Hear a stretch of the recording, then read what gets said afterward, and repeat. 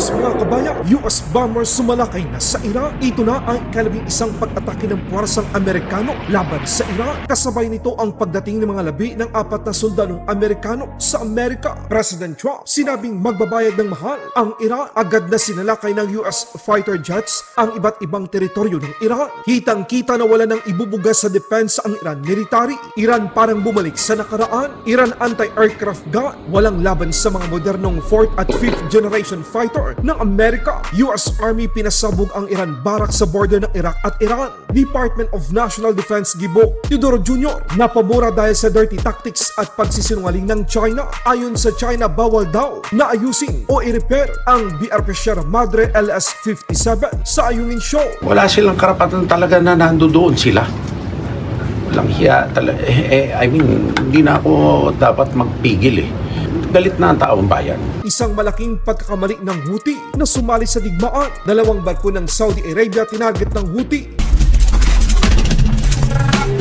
4 na labi ng sundalong Amerikano na nasawi sa pag-atake ng Iran sa mga base militar ng Amerika sa gitnang silangan. Sinalubong ni Pangulong Trump at Secretary of War Pete Hegseth. Kasabay naman ito ang paglunsa ng ika-11 pag-atake ng puwersa ng Amerika sa Iran. Sa pagkakataong ito, hindi lamang mga fighter jets ang ginamit ng Amerika. Ang B-1B Lancer, isa sa backbone ng US bombing force, ay kasali na sa operasyon laban sa mga kalaban. Isang malaking pagkakamali ng mga lider at militar ng Iran na makipaglaro sa Amerika. Sa katunayan, ayon sa tagapagsalita ng Iran military, gumagamit na ang Amerika ng mga armas, misal at bomba na parang pang World War III. Isa lang ang ibig sabihin nito mga kabayan. Ramdam ng Iran ang mas pinalakas na hagupit ng opensiba ngayon ng mga Amerikano laban sa kanila.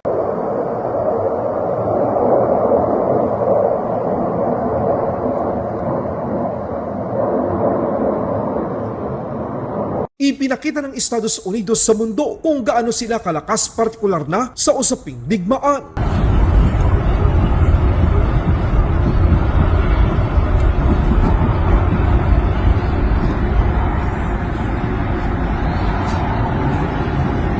Ayon sa inilabas na pahayag ng US Central Command, tinarget nito ang Iran Military Operations Center, Maritime Capability, Aircraft Hangar, Drone Storage Facility at Military Logistic Infrastructure.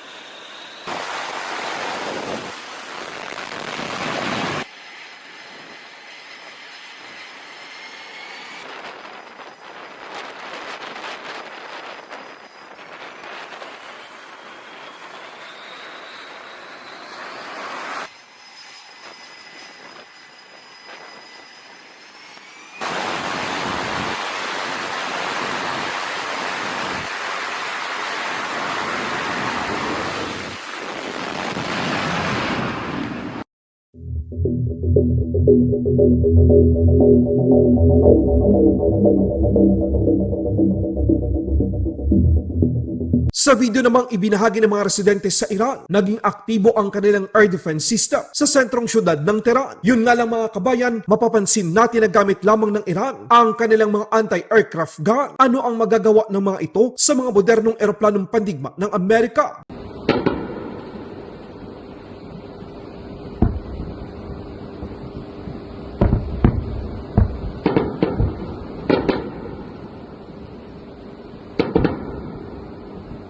Wala lang natitirang mga missile defense system ang Iran na magpoprotekta sa kanilang mahahalagang infrastruktura. Kaya't malayang nakakalipad at nagagawang pasabugin ng Amerika ang bawat target nito sa iba't ibang lokasyon sa Iran. US Army tinarget din ang Iran base sa border ng Iran at Iraq gamit ang HIMARS. Aktual na video. La ilaha illallah. Ashhadu anna Aliyan waliyullah. Ashhadu anna Aliyan waliyullah. ضربوا الشلامشة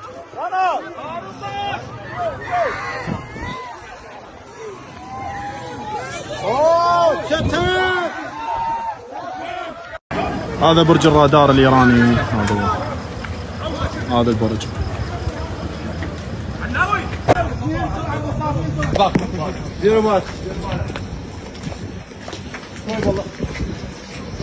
Mga tulay sa Iran, paubos na, araw-araw winawasak ng Amerika. و انشالله بمونه مسیر برگشت هم که به امید خدا تو فاصله فردا فکر کنم که اینجا باشه آسفالتش انجام بدن دوستان، ولی خب بازم میگم این کارا در حد مسکنه و باید حتما این پلا ترمیم بشه، چون این پل فصل بارندگی هم هست دیگه، فصل چلپسینه و بارون امکان داره هر لحظه بباره و دوباره مسیر تردد، مسیر دسترسی قطع بشه. اشاره فکر کلی بکنم دوستان، این حالا در حد فقط کار را بندازه، به امید خدا ان کار اساسی انجام بدن که ترمیم این پل باشه. Houthi, gusto pang sumali sa eksena. Ito na rin marahil ang katapusan ng isa sa mga proxy ng Iran. Ayon sa Houthi, inatake nila ang dalawang barko na konektado sa Saudi Arabia na may dalang langis sa Red Sea. Gumamit ang Houthi ng anti-ship missile at drone upang tamaan ang barko ng Saudi. Kahit nagkaroon ito ng sira, hindi naman lumubog ang barko. Wala namang naiulat na nasugatan o nasawi sa nasabing pag-atake. Noong isang araw sinabi ni President Trump sa media na kapag muling gumawa ng eksena ang mga Houthi, hindi mag-aatubili ang Estados Unidos na maglunsad din ng opensiba laban sa kanila.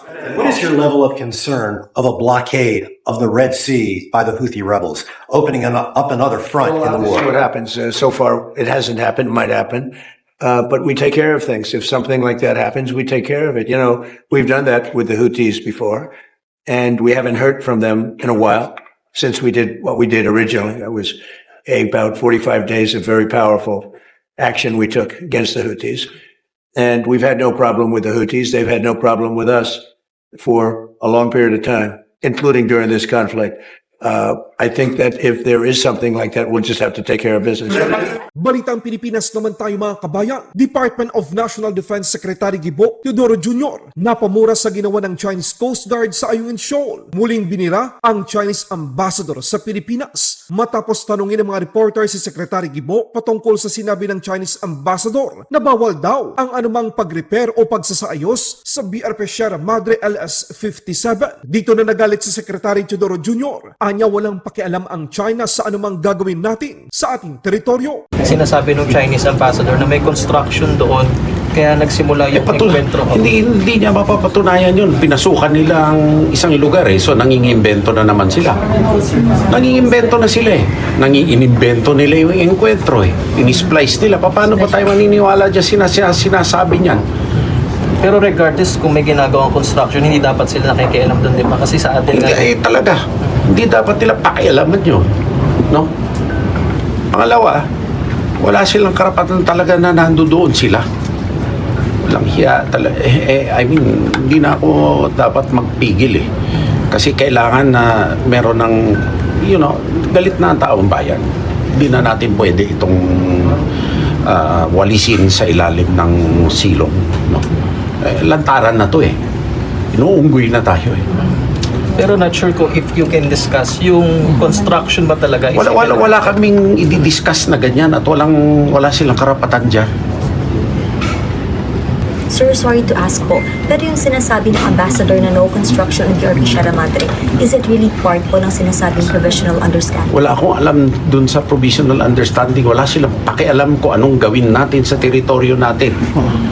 Hindi na nangahulugan na kinukumpirma ko ang isang bagay o hindi kasi nilalagyan nila na salita yung bibig natin So hindi ko kinukumpirma yan.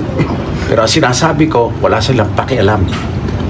Pero sa tingin nyo, bakit nasabi ito ng Chinese ambassador that there was such a violation? Alam mo, syempre, gusto nilang kontrolahin yung area. Mangingimbento yan ng violation.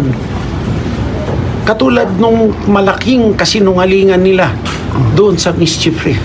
1995, haven daw o refuge sa mga mangingisda. Ngayon, iba na. Militarized island na. Pagkatapos, gumagawa talaga ng istorya yung mga yan para magkaroon sila ng paraan paano ka pasukin. Yan ang dapat malaman ng ating mga kababayan. May intensyon yan. Hindi titigil yan. Nasa atin na nasupuin yan at itigil yan.